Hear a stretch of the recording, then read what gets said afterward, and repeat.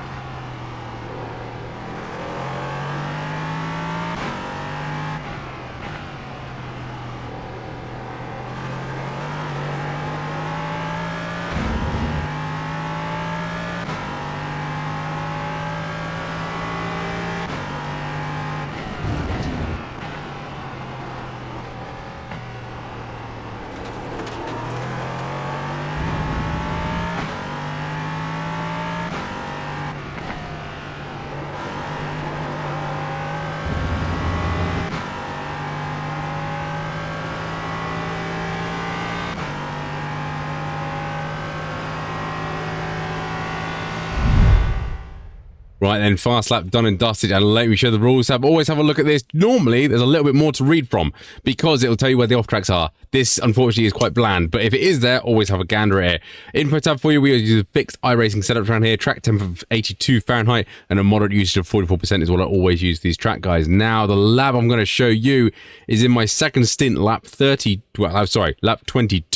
which is 1:30.660. Now, somehow, lap 10, I got into the 29.9s, which is like 0.6 quicker. No idea how I did it, so I'm not going to show you that one. I'm going to show you the mid sort of 30 is what I can do. Apparently I can get into the 29s, which I'd imagine is where the aliens will be. Low 29s, to be brutally honest with you. And in the open session, I feel like the open session should be a good second quicker here, to be brutally honest. So yeah.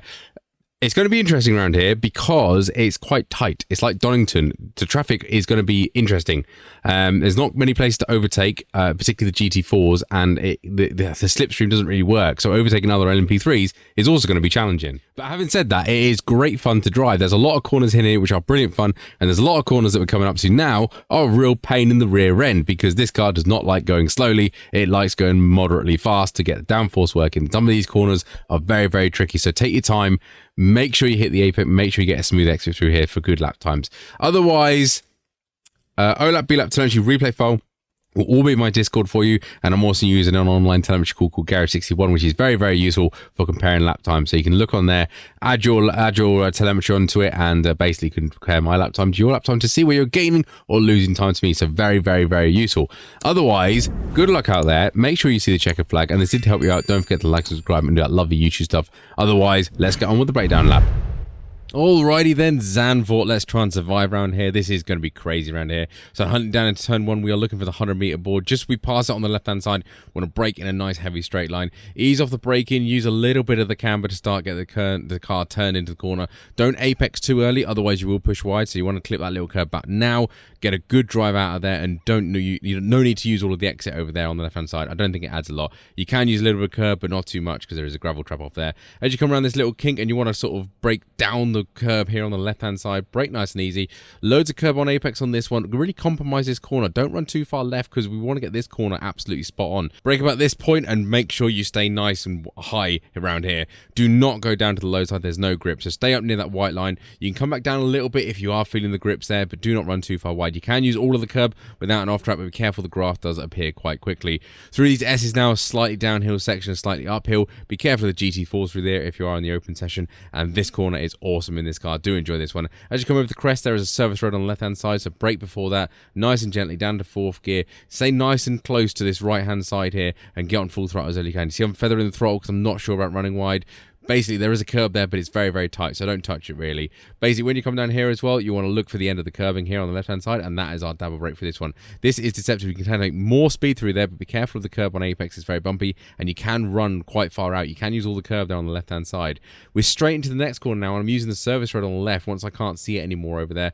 Brake nice and easy through here. Very easy to lock a tyre up through here and spin, so be cautious around here. This is the corner you don't want to focus. You just want to survive around it and just minimize your losses. Don't try and push it. This next corner is the one you want to push it. Now, you might need to go to that toilet later on, but who knows? So brake using it as a marker. Nice and easy. Use all of the track on the right-hand side. Bring it very lazily back over to the left-hand side Apex.